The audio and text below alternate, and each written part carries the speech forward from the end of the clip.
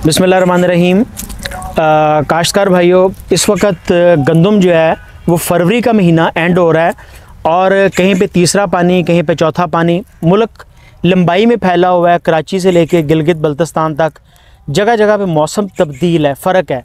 कुछ इलाके हैं मार्च में उनके पास कटाइयाँ शुरू हो जाती हैं और कुछ ऐसे हैं जहाँ पे मई जून में जाके भी होती हैं। ये आपके लिए बड़ी हैरत की बात होगी, लेकिन चूँकि मुल्क लेंथ में फैला हुआ है तो आज जिन जगहों पे टेम्परेचर जो है वो 24 डिग्री सेंटीग्रेड और उससे ऊपर जा चुका है, वहाँ पे गंदम का पॉलिनेशन का अमल शुरू हो चुका है।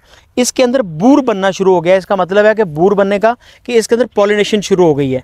ये वो स्टेज है कि जहाँ पे आपने अपनी गंदम को पोटाश का स्प्रे करवाना है, इसको बोरान का स्प्रे करवाना है, या इसको आबपाशी के साथ जो है वो आपने मुहैया करना है। इससे होगा क्या, एक तो दानों के अंदर भराई का अमल जो है वो पूरा हो जाएगा।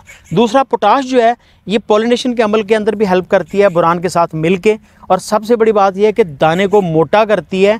जितनी पौधे ने अपनी खुराक बनाई हुई है, अभी तक आपके पौधे ने जो कुछ बनाया है वो सिर्फ़ और सिर्फ सब्ज़ पत्ते और चौड़े पत्ते खुराक है। इस खुराक को अब आपके दाने में कैसे लेके जाना है ये फ़ैसला करेगा पोटाश, फ़ैसला करेगा। पोटाश को इस स्टेज के ऊपर अपने खेत में अपने पानी के साथ जो है 10 से 12 किलो की मिकदार में इस्तेमाल करें और वो 10 से 12 किलो की जो मिकदार है उसको गोबर के साथ मिला के दें।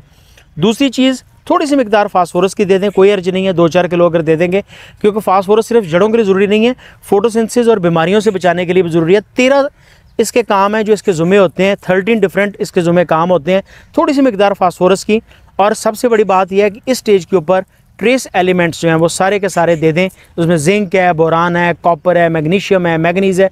तो उसके लिए हुकूमत पंजाब एग्रीकल्चर डिपार्टमेंट ने जो रिकमेंडेड उन्होंने इसके लिए ट्रेस एलिमेंट्स दिए हैं वो हैशटैग सुल्तान के नाम से मौजूद हैं। तो हैशटैग जो है वो 5 किलो का पैकेट जो है वो आपने 1 एकड़ में इस्तेमाल करना है इस स्टेज पे, ताकि आपका सिट्टा जो है ये लंबा बने, बड़े साइज़ का। अभी इस सिट्टे के अंदर जो है चूँकि ट्रेस एलिमेंट्स और बकिया चीज़ें इस्तेमाल नहीं की गई हैं, ये छोटे साइज़ का है। इसके अंदर जो है 20 दाने बमुश्किल बनेंगे, 20 से 25 के दरमियान दाने बनेंगे। अगर आपके पास बहुत अच्छी मिकदार के ट्रेस एलिमेंट्स और पोटाश चीज़ें और बोरान मौजूद है तो आपका सिट्टा जो है लंबा बनेगा। ये 70 से 75 दाने इसमें बनेंगे। अब ख़ुद सोचें कि कहाँ आपके 25 दाने और कहाँ पे 75 दाने। गंदम की पैदावार 30 मन से बढ़ के 60 मन पे खाम में चली जाती है। तो कोशिश करें कि ट्रेस एलिमेंट्स जो हैं इसमें लाजमन इस्तेमाल करें। और मेरी आपको रिकमेंडेशन ये है कि आप इसमें जो मैंने आपको रिकमेंड किया और हुकूमत पंजाब ने आपको रिकमेंड किया है, सुल्तान हैशटैग जो है वो इसके अंदर इस्तेमाल करें। 5 किलो का पैकेट आपकी फसल को एक नई जान देने के लिए बड़ा इंपॉर्टेंट है। और साथ इसके सिर्फ 10 किलो पोटाश जो है इस पानी के साथ उसको दे दें। इसका दाना मोटा बन जाएगा, इसके दाने पूरे बनेंगे। गंदम जो है वो याद रखें यहाँ से भरना शुरू होती है, इसके सिट्टे के 1/3 से भरता भरता दाना नीचे चलता है और उसके बाद आखिरी हिस्सा उसके बाद मुकम्मल होता है। तो बराए करम गंदम के दाने को मुकम्मल भरने के लिए ज़मीन को खुश्क भी ना होने दें।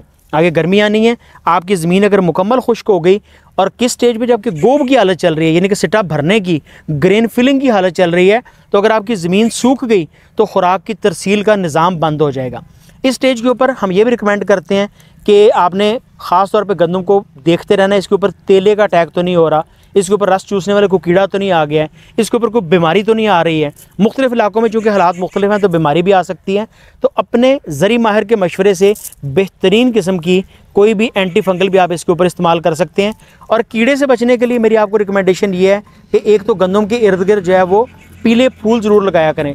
येलो फ्लावर जो है वो रस चूसने वाले कीड़ों को अपनी तरफ अट्रैक्ट कर लेते हैं और आपकी गंदम जो है मोलक कीड़ों से हमले से बच जाती है। और अगर आप वो नहीं कर सके तो फिर कोई भी उड़ते हुए कीड़ों को, बारीक कीड़ों को, रस चूसने वाले कीड़ों को मारने के लिए आप जहर इस्तेमाल कर सकते हैं। और अगर जहर से बचना चाहते हैं तो फिर एटॉमिक एनर्जी कमीशन का एक बड़ा अच्छा ऑर्गेनिक पेस्टिसाइड जो है वो मौजूद है, वो आप उनसे वो ले सकते हैं। न्याब से आप ले सकते हैं, उसका न्याब इको के नाम से उनके पास दस्तयाब है। इस तरह के और भी बहुत सारी कंपनियों के पास ऑर्गेनिक स्प्रे भी मौजूद हैं, लेकिन उसका स्प्रे करने से जब रस चूसने वाले कीड़े आप मार देते हैं तो आपकी गंदम की पैदावार मज़ीद 10 से 15% इंक्रीज़ कर जाती है। ये छोटे छोटे टिप्स हैं जिससे मिलने से सिट्टा लंबा होता है, दाने का साइज़ बेहतर होता है और आपकी पैदावार, ये पैदावार सिर्फ आपकी नहीं है, ये आपके बच्चों की नहीं है, ये पूरे मुल्क की पैदावार है। इकॉनमी को बेहतर करने की पैदावार है, पाकिस्तान को अमीर करने की पैदावार है। बराए करम ग्रीन सर्कल के साथ जुड़े रहिएगा। अल्लाह ताला आपका हामी और नासिर हो।